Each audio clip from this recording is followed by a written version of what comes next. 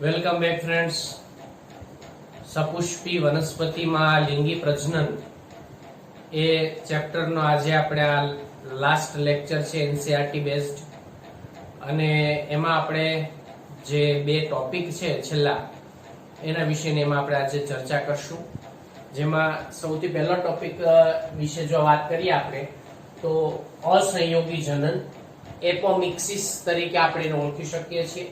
એને અનિર્ભેળતા તરીકે પણ ઓળખાય અને ફલન વગર બીજના નિર્માણની પ્રક્રિયા તરીકે પણ ઓળખવામાં આવે છે. તો સૌથી પહેલા અસંયોગી જનન એટલે શું એના વિશેની આપણે ચર્ચા કરીએ. તો અસંયોગી જનન એટલે ફલનની ક્રિયા વગર, એમાં ફલન ક્રિયા વગર બીજ અને ભ્રૂણ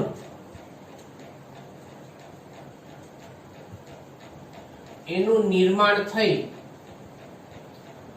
અને તેમાંથી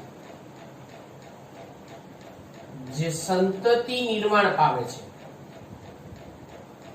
તેમાંથી સંતતિ નિર્માણ પામે, આ આખી એક જે ઘટના છે એ ઘટનાને અસંયોગી જનન તરીકે ઓળખવામાં આવે છે. એટલે ફલનની જે પ્રક્રિયા થાય એ ફલનની પ્રક્રિયા બાદ ફલન ક્રિયા વગર બીજ અને ભ્રૂણનું નિર્માણ થઈ તેમાંથી સંતતિ નિર્માણ પામે, આ ઘટના જે છે એ ઘટનાને અસંયોગી જનન તરીકે ઓળખવામાં આવે છે. એટલે અસંયોગી જનનની પ્રક્રિયા જે છે એ આપણને ફલનની ક્રિયા વગર એમાંથી આપણને બીજ અને ભ્રૂણના નિર્માણની પ્રક્રિયા જે છે એ એના દ્વારા થતી જોવા મળતી હોય છે. હવે એની કેટલીક લાક્ષણિકતાઓ આપણને જોવા મળે છે અસંયોગી જનનની. તો એની જે લાક્ષણિકતા છે એ લાક્ષણિકતા વિશેની વાત કરીએ તો લાક્ષણિકતાની અંદર જો આપણે વાત કરીએ તો સૌથી પહેલું તો અસંયોગી જનનની જે પ્રક્રિયા છે ને એ પ્રક્રિયા એમાંથી પ્રજનનનું એક પ્રકારનું રૂપાંતરણ છે. બરાબર? એટલે જે પ્રજનનનું એક રૂપાંતરણ છે, અને વાસ્તવિક રીતે અસંયોગી જનનની જે પ્રક્રિયા છે ને, બરાબર, જે અલિંગી પ્રકારનું પ્રજનન છે. એટલે આ અલિંગી પ્રકારનું પ્રજનન છે, પણ એ લિંગી પ્રજનનની નકલ કરે છે. કારણ એ છે કેમ કે એમાં ઘણી વખત એની અંદરના જે કોઈ પણ જન્યુઓ છે, ખાસ કરીને માદા જન્યુ ભાગ લેતા હોય છે. એટલે જે લિંગી પ્રજનનની નકલ કરે છે. એટલે આ એક લાક્ષણિકતાઓ જે છે અલિંગી પ્રકારનું પ્રજનન, કેમ કે એમાં જન્યુઓ વચ્ચે ફલનની ક્રિયા તો થતી જ નથી, એટલે ફલન ક્રિયા વગર એમાંથી બીજ કે ભ્રૂણનું નિર્માણ થાય છે. પણ એ લિંગી પ્રજનનની નકલની કરતી જે ઘટના છે એ ઘટના આપણને આની અંદર જોવા મળતી હોય છે. તો આવી લાક્ષણિકતાઓ જે છે એ અસંયોગી જનનની પ્રક્રિયા એની અંદર આપણને આ પ્રકારની જે બાબત જે જોવા મળતી હોય છે. અને ખાસ કરીને આ પ્રકારનો મતલબ આ જે અસંયોગી જનન છે એ અસંયોગી જનન એ ઘણી આપણને એસ્ટરેસી કુળની જે વનસ્પતિ છે, એસ્ટરેસી કુળ, બરાબર, આ એસ્ટરેસી કુળની વનસ્પતિ જેમાં મોટા ભાગે આ કુળની અંદર જે વનસ્પતિઓ છે એની અંદર આપણે વાત કરીએ તો પરદેશી ભાંગરો, ટ્રાઇડેક્સ પ્રોકમ્બન્સ એનું વૈજ્ઞાનિક નામ છે, સૂર્યમુખી, બરાબર, એ સૂર્યમુખી છે, પરદેશી ભાંગરો છે, એ બધાનો સમાવેશ જે છે એ આપણે એસ્ટરેસી કુળમાં કરવામાં આવે છે. અને એસ્ટરેસી કુળની વનસ્પતિ તેમજ એમાં જે ઘાસ, તો એસ્ટરેસી કુળની વનસ્પતિ અને ઘાસ સ્વરૂપની વનસ્પતિ જે છે એ વનસ્પતિમાં આ પ્રકારની જે પ્રક્રિયાઓ છે એ આપણને જોવા મળે છે. એટલે વનસ્પતિની જે જાતો છે, વનસ્પતિની જાતિઓમાં જોવા મળે છે। તેથી આ જે જાતિ છે એ જાતિને અસંયોગી જાતિ, અસંયોગી અથવા એને આપણે અનિર્ભેળ જાત તરીકે ઓળખવામાં આવે છે। અનિર્ભેળ જાત તરીકે ઓળખવામાં આવે છે। તો આ રીતે એની અંદરની જે અસંયોગી જનન છે એસ્ટ્રેસી કુળની વનસ્પતિ અને ઘાસ સ્વરૂપની વનસ્પતિની અંદર આપણને સામાન્ય રીતે જોવા મળતી હોય છે। હવે આ અસંયોગી જનનની અંદર આપણે એ વાત કરી કે ભાઈ બીજનું નિર્માણની પ્રક્રિયા થાય, તો એ કેવી રીતે થાય છે હવે એના વિશેની વાત કરીએ। એટલે તેમાં જે બીજ નિર્માણની પ્રક્રિયા આપણને જે જોવા મળે છે એ એની અંદર કેવી રીતે થાય, બરાબર, આ પ્રશ્ન વિશેની આપણે ચર્ચા કરીએ। તો સૌથી પહેલા તો અસંયોગી જનનની પ્રક્રિયા જે છે એ બીજની અંદર ઘણી બધી જાતિઓ આપણને એવી પણ જોવા મળતી હોય છે। એમાં બીજ નિર્માણની અંદર જે એસ્ટ્રેસી કુળની હોય કે ઘાસ સ્વરૂપની જે વનસ્પતિઓ હોય ખાસ, બરાબર, એની અંદર આપણને જે અસંયોગી જનનની જે પ્રક્રિયા જે જોવા મળતી હોય છે એમાં જ્યારે ફલનની પ્રક્રિયા માટે એમાં જે જન્યુઓનું નિર્માણ થાય ત્યારે જન્યુઓના નિર્માણની અંદર અર્ધીકરણની પ્રક્રિયા જોવા મળતી હોય છે। તો એમાં કેટલીક જાતિઓ એવી પણ છે કે જેની અંદર અર્ધીકરણની પ્રક્રિયા જે છે ને એ અર્ધીકરણની પ્રક્રિયા થયા વગર, એની અંદરથી જે અર્ધીકરણની પ્રક્રિયા થયા વગરનો જે કોઈ પણ એમાં જે દ્વિતીય અંડકોષ છે એની રચનાનું નિર્માણ આપણને થતું જોવા મળતું હોય છે। તો અર્ધીકરણની પ્રક્રિયા વગર એમાં જે કોઈ પણ દ્વિતીય અંડકોષ નિર્માણ પામે છે। એટલે કેટલીક જાતિઓમાં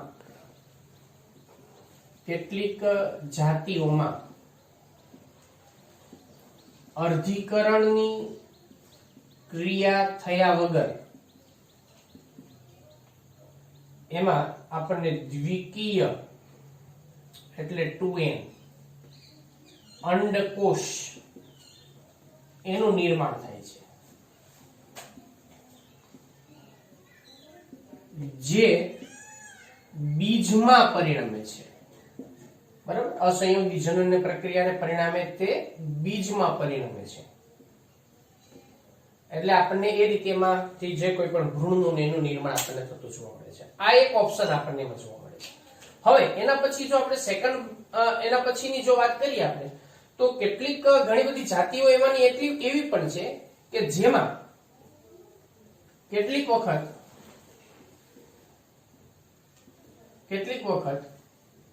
એમાં જે એકકીય અંડકોષ છે એ એકકીય અંડકોષ એની અંદર ફલન વગર ભ્રૂણમાં વિકાસ પામે છે, એ ફલન વગર ભ્રૂણમાં પરિણમે છે। તો આ પ્રકારની લાક્ષણિકતા જે છે એ પણ આપણને એની અંદર જોવા મળે છે। અને ખાસ કરીને આવી જે અમુક બાબતો જે છે એ કેટલીક વનસ્પતિની જે જાતિઓ છે, જેમ કે આમાં આપણે લીંબુ છે, કેરી છે, બરાબર, એની અંદર એક વિશિષ્ટ લાક્ષણિકતા પણ જોવા મળે છે। તો લીંબુ, કેરી વગેરે વનસ્પતિમાં જાતોમાં એના જે પ્રદેહની જે આસપાસના જે કોષો છે, બરાબર, આસપાસના કોષો તે પણ એમાં ભ્રૂણમાં પરિણમે છે। એટલે એ પણ એની અંદર આપણને ભ્રૂણ તરીકે ઉપસી આવતા હોય છે, જે ભ્રૂણ તરીકે એમાં બહાર ઉપસી આવે છે।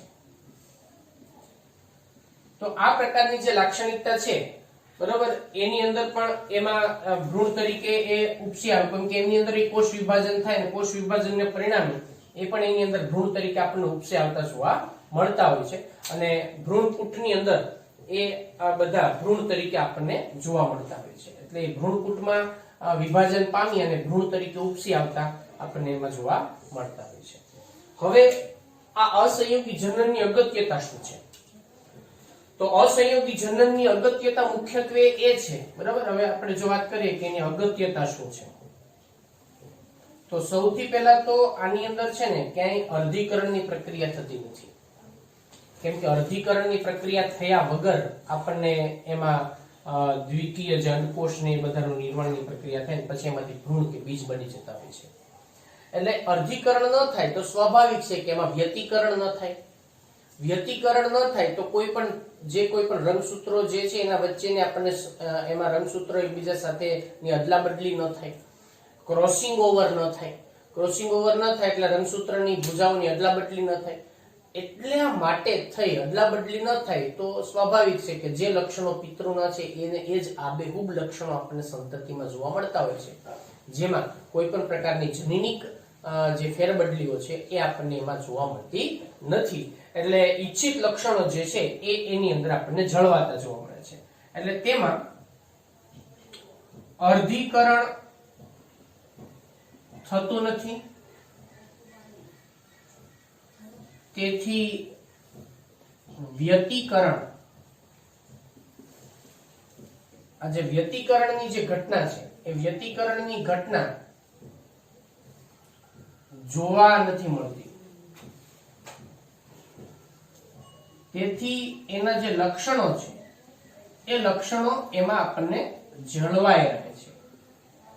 એટલે એની અંદર કોઈ પણ પ્રકારની જે જનીનિક ફેરફાર છે એ જોવા મળતા નથી. એટલે એના જે પિતૃના જે આબેહૂબ લક્ષણો છે એને એ જ લક્ષણો એની અંદર આપણને જળવાઈ રહેતા જોવા મળતા હોય છે. અને કેટલીક જાતિઓ એમાંની એવી પણ છે કે જેની અંદર એમાં લિંગી પ્રજનન અને અસંયોગી જનન જે છે એ આપણને કેટલાકની અંદર બંને એક સંયુક્ત રીતે પણ એમાં જોવા મળતું હોય છે, જે વાસ્તવિક રીતે એની કેટલીક લાક્ષણિકતાઓ એનો સમાવેશ કરી શકાય છે.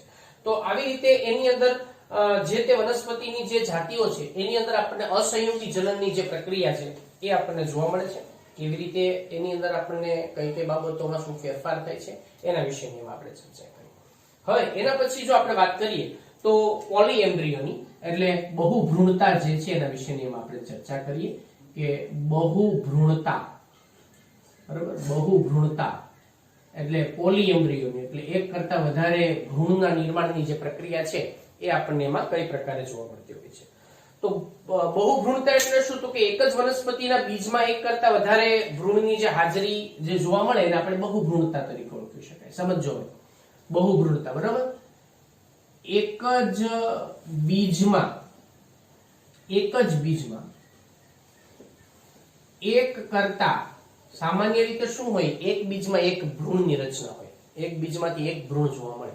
આપણે વાલ વટાણાનું બીજ જોઈએ તો એમાં એક ભ્રૂણ હોય, બરાબર. આપણે મકાઈની વાત કરીએ તો એમાં એક ભ્રૂણની રચના જોવા મળે.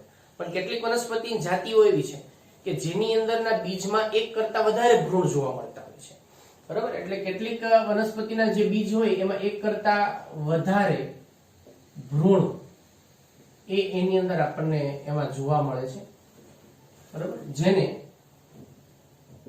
બહુભ્રૂણતા તરીકે ઓળખવામાં આવે છે, જેને બહુભ્રૂણતા કહે છે. હવે આ પ્રકારની લાક્ષણિકતા જે છે કઈ કઈ વનસ્પતિની અંદર જોવા મળતી હોય છે તો એના વિશેની જો વાત કરીએ તો લીંબુ છે, કેરી છે, બરાબર. આ ઉપરાંત એમાં લીંબુ, કેરી તેમજ નારંગી છે, બરાબર, ટમેટા છે. તો આવી ઘણી વનસ્પતિની જાતિઓ એવી છે, તમાકુ છે, એના જે બીજ હોય, તમાકુ વગેરે વનસ્પતિના બીજમાં આપણને એમાં ઘણા ભ્રૂણ જે છે એ ભ્રૂણ એમાં આપણને જોવા મળે છે.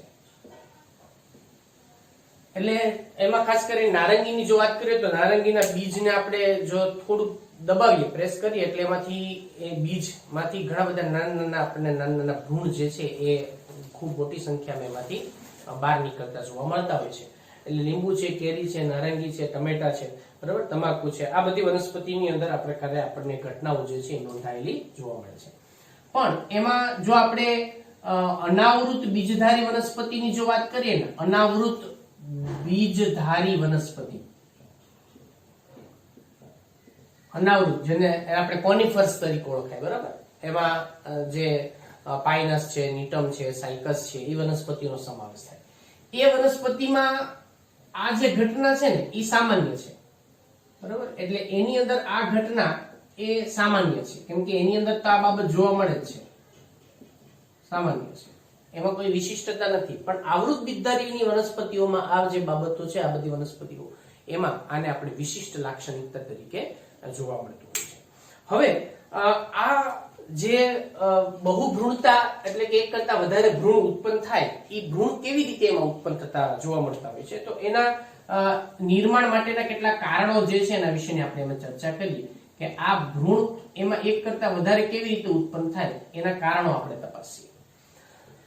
જો કારણોની વાત કરીએ તો કાં તો એક જ ભ્રૂણપુટની અંદર એક કરતા વધારે અંડકો આવેલા હોય, બરાબર. એક ભ્રૂણપુટમાં એક કરતા વધારે અંડકોષ હોય તો આપણને એની અંદર અંડકોષની સંખ્યા વધે, તો અંડકોષ વધે તો શું થાય કે એક કરતા વધારે અંડકોષો ફલનમાં ભાગ લે તો એક અંડકોષથી એક ભ્રૂણ, તો વધારે અંડકોષ હોય ને એમાં ફલન થાય તો વધારે એમાં ભ્રૂણનું નિર્માણ થાય.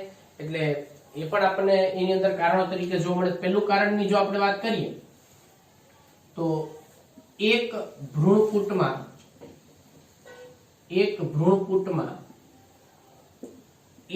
કરતા વધારે અંડકોષ હાજર હોય, આ પહેલી વસ્તુ, બરાબર. એટલે એના પરિણામે પણ આ પ્રકારની જે લાક્ષણિકતા છે એ આપણને જોવા મળે છે. બીજું કે એની અંદર એક અંડકમાં એક કરતા વધારે ભ્રૂણપુટ હોય તો પણ આ લાક્ષણિકતા એમાં આપણને જોવા મળે છે કે એક અંડકમાં એક અંડક હોય તો એમાં સામાન્ય રીતે એક જ ભ્રૂણપુટ હોય, પણ એક અંડકમાં જો એક કરતા વધારે ભ્રૂણપુટ હોય તો પણ આ પ્રકારની લાક્ષણિકતા જે છે એ આપણને એની અંદર જોવા મળતી હોય છે. અને આ ઉપરાંત જો આપણે વાત કરીએ તો એની અંદર ભ્રૂણપુટની અંદર રહેલા જે કોઈ પણ એમાંના સહાયક કોષો છે કે એ બધા એમાંના જે પ્રતિધ્રુવીય કોષો છે, બરાબર.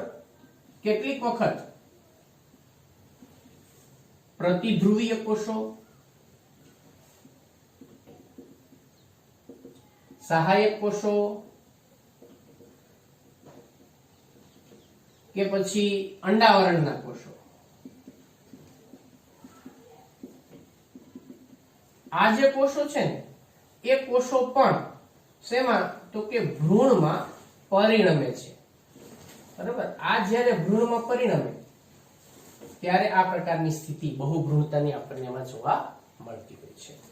તો આ આપણે બહુભ્રૂણતા જે છે એના વિશેની આપણે એમાં ચર્ચા કરી કે કઈ રીતે આપણને બહુભ્રૂણતાની અંદર કઈ પ્રકારની લાક્ષણિકતા જોવા મળતી હોય છે, બરાબર. હવે એક પ્રશ્ન એ છે કે ઘણી વખત અલગ અલગ પ્રકારના જે બધા વૈજ્ઞાનિકો છે, વૈજ્ઞાનિકો દ્વારા એમાં જે સંકર જાતો જેને આપણે કહી શકાય હાઇબ્રિડાઇઝેશન, એ સંકર જાતો જે છે એ પણ એની અંદર આપણને ઉત્પન્ન કરતા જોવા મળતા હોય છે. અને એ સંકર જાતોના ઘણા લાભ પણ છે અને ઘણા ગેરલાભો પણ છે. સંકર જાતો હાઇબ્રિડ વેરાયટી, તો એ જે કોઈ પણ સંકર જાતો છે, સંકર જાત, બરાબર. એટલે આપણે એને શું કહીએ છીએ તો કે હાઇબ્રિડ વેરાયટી. તો એને આપણે હાઇબ્રિડ જાતિ તરીકે અથવા હાઇબ્રિડ વેરાયટી તરીકે ઓળખી શકાય. તો એ હાઇબ્રિડ વેરાયટી જે છે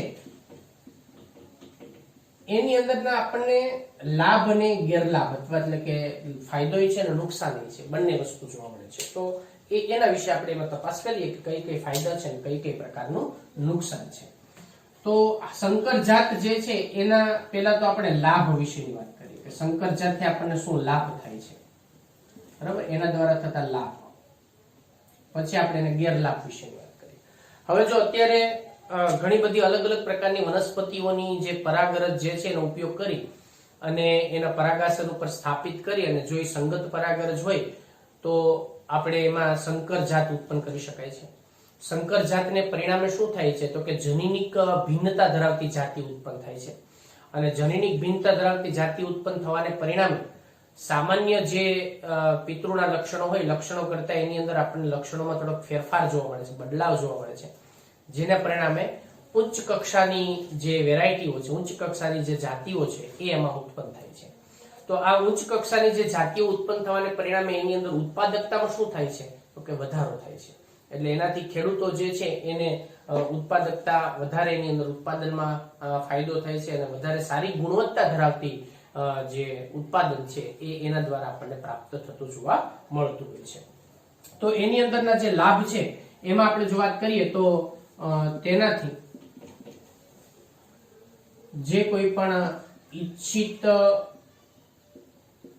લક્ષણો ધરાવતી, બરાબર, ઈચ્છિત લક્ષણો ધરાવતી જાતિ પ્રાપ્ત કરી અને ઉત્પાદનમાં વધારો કરી શકાય છે. એટલે આ રીતે ઉત્પાદનમાં વધારો થઈ શકે છે એનાથી, બરાબર. આપણે જે ઉત્પાદન છે ઉત્પાદનમાં આપણને વધારો એમાંથી પ્રાપ્ત કરી શકાય છે અને ગુણવત્તા પણ એમાંથી વધારે મેળવી શકાય છે. તો આ તો એના લાભ વિશેની વાત થઈ.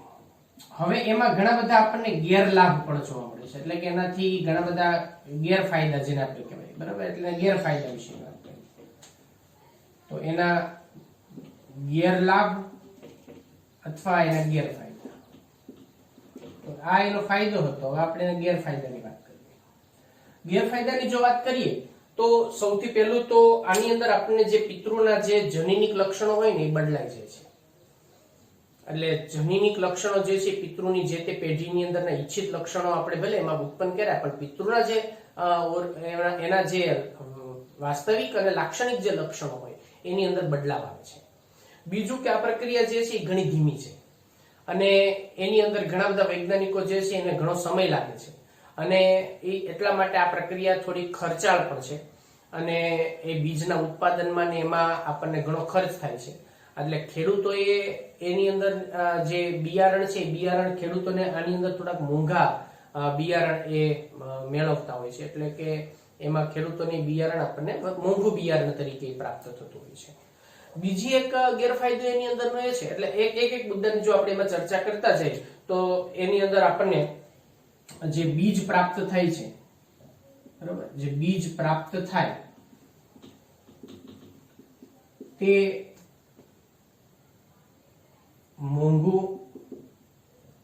મોંઘા બિયારણ તરીકે મળે છે.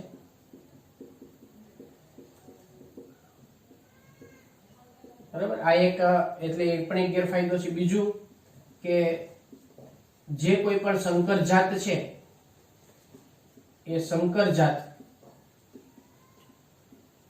દરેક વખતે એમાં નવી ક્રિયા કરવી પડતી હોય છે.